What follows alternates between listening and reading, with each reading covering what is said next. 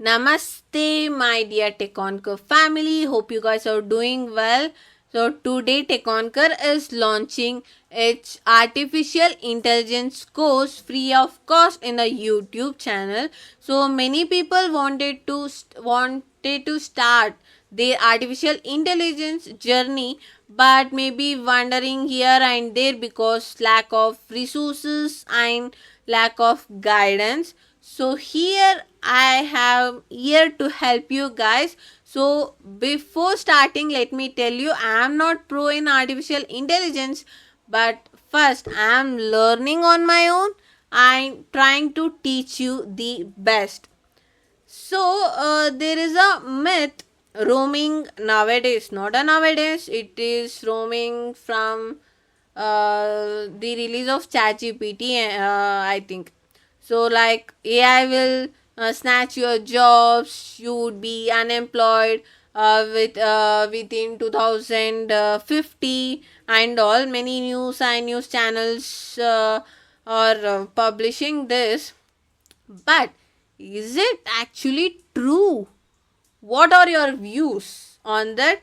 Please comment below. Okay, so for that question, I want to show you one quote, which is before that, let me tell you the story of this. So the farmer is usually uses the horse for farming and all, but one day he bought a tractor to increase his efficiency and cost and all.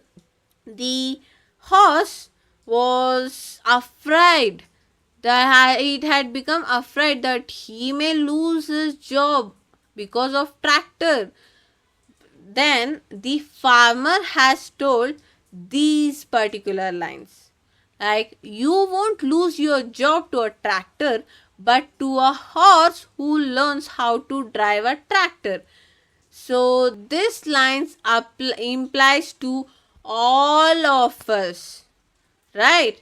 With the concept of AI, you don't lose your job to the AI, but you will surely lose your job to the person who knows AI. So you may not interested in artificial intelligence because you want to become an ethical hacker, you want to be a cloud architect, but AI is slowly becoming an integral part of each of the domain. So you have to learn AI not in depth, but to one particular level, so it can enhance your position in your particular field. So let's start our class by knowing what is human intelligence. So human intelligence is nothing but the intelligence or cognitive power. Cognitive power may include the learning, thinking ability of a human, right? It may include creativity and emotional. All these aspects will come under the human intelligence.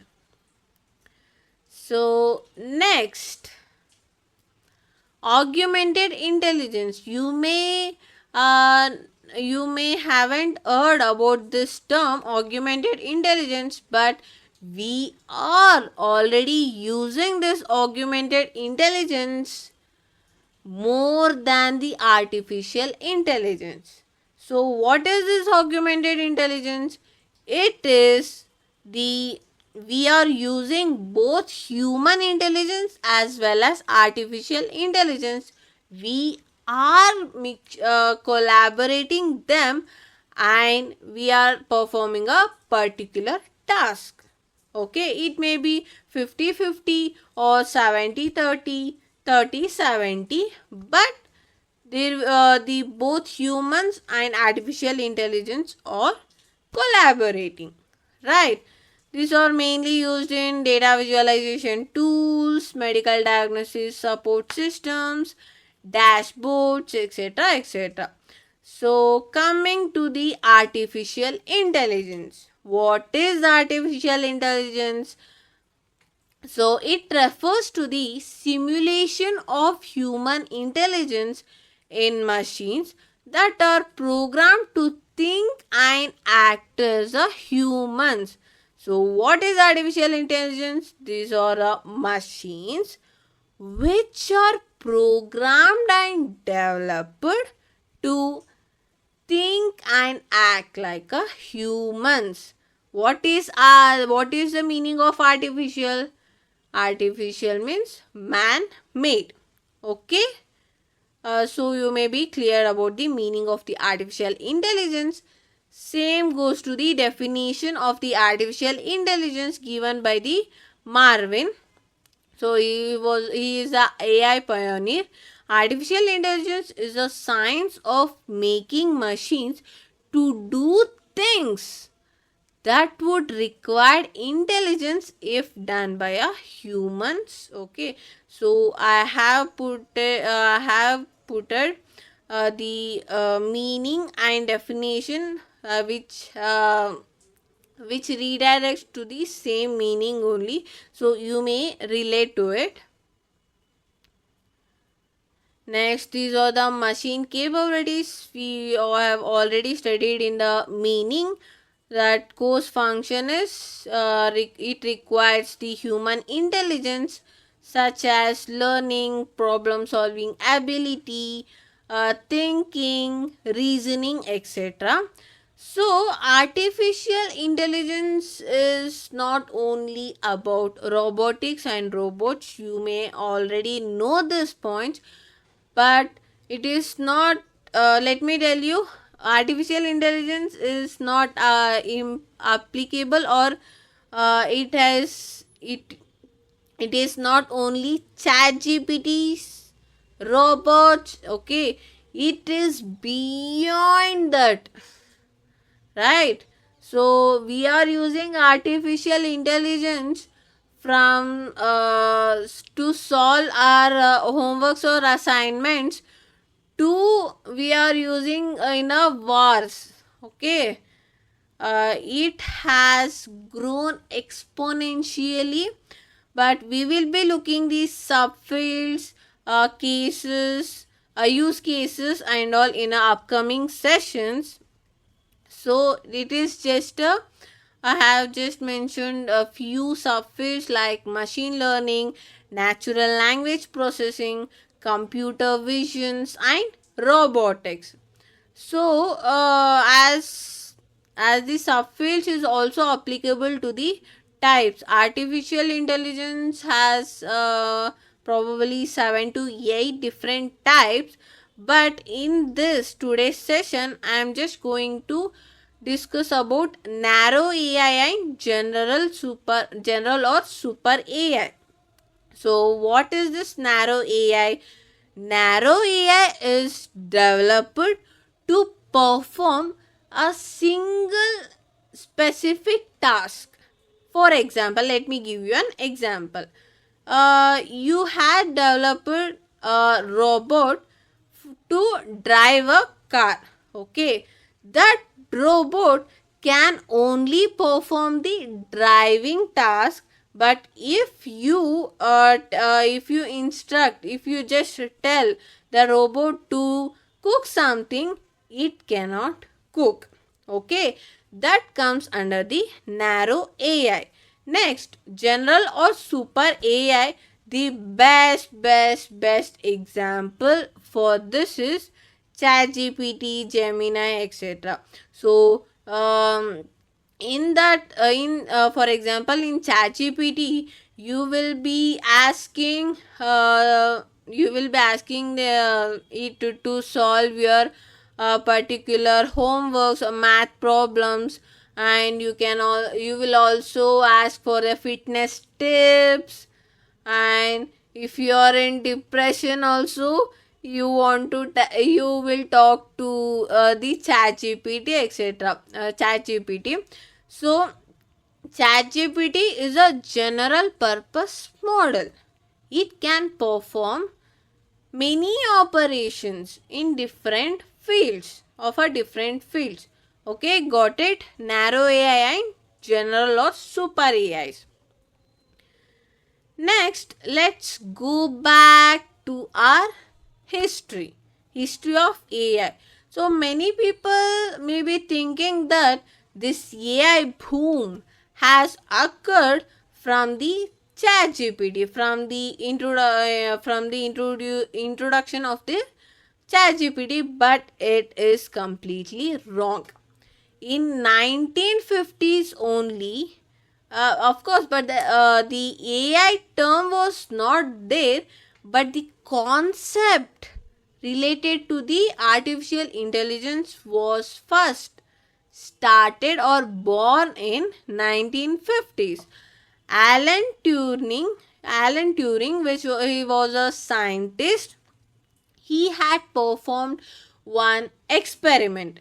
So, experiment called as a Turing test. So, what is this Turing test? Turing test is nothing but it include two participants. Okay, one participant was a computer or a machine, and another participant was a human, and the third person was a evaluator.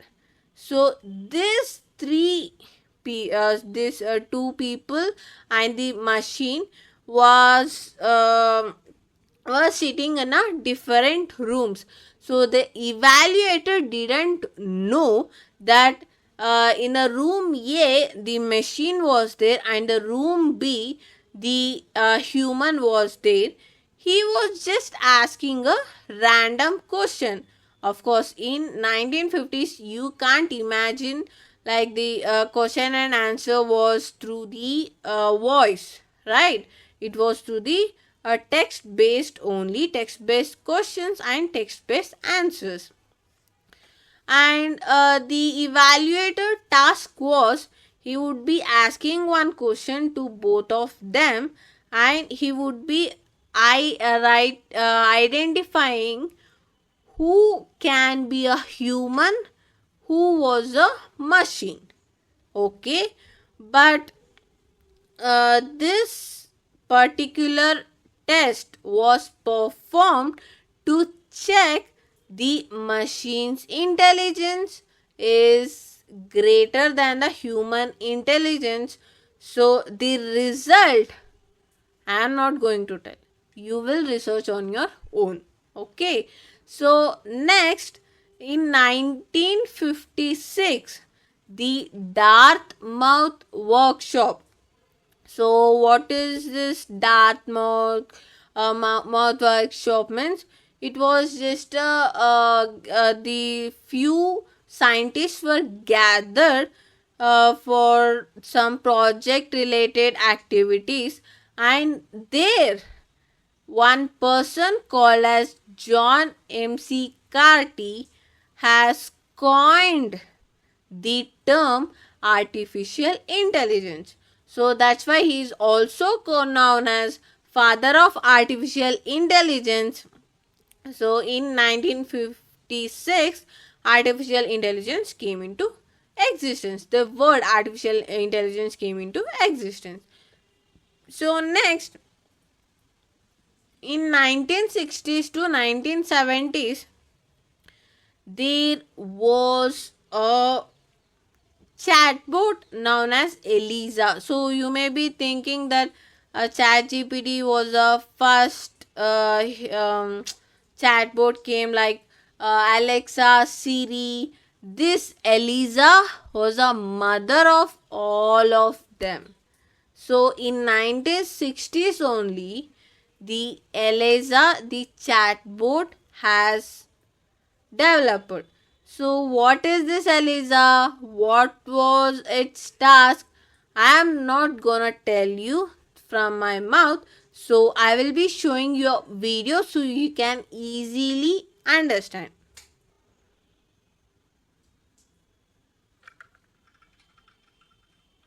Men are all alike. What way? They're always bugging us. Think of a specific example. Well, my boyfriend made me come here. Boyfriend made you. He says I'm depressed much of the time. Sorry to hear that you're. It's true. I am unhappy. Do you think coming here will help you? The computer's replies seem very understanding. So, as you had seen in that particular video, how that Eliza was communicating with the lady who was depressed. So, but Eliza lacked due to some common sense issues and all. That's why it has been closed. So, next, in 1980s to 2000s, the AI winter came. So there was no growth or stagnant growth in AI research. It may cause of differ several reasons. Like as I told, many AI models were failing, due to some um, general awareness. They couldn't cope up with the human intelligence, as well as there was not that much of technology had improved, process in terms of processors and all. So that's why the investors had lost their interest on the AI. That's why there was a no growth between 1980s to 2000s. But in 2012, the ImageNet AI was launched. So what was this ImageNet was doing? Now if you just upload a image in the chat gpt and ask it to describe that particular image, it will describe you, right? So that particular functionalities was introduced in a ImageNet in 2012. Okay, next, in 2016, AlphaGo AI was launched. So, what is this AlphaGo? I have never heard about it. Like, you maybe heard about the Go game. Go game is a 3,000 years old game. So, this AlphaGo AI has defeated the player who was best player of a Go in a Go all over the world. It has defeated it. This particular news or this particular result has created a history. So from the AlphaGo result, the people were started talking that AI can actually defeat humans and human intelligence. So you can research on AlphaGo.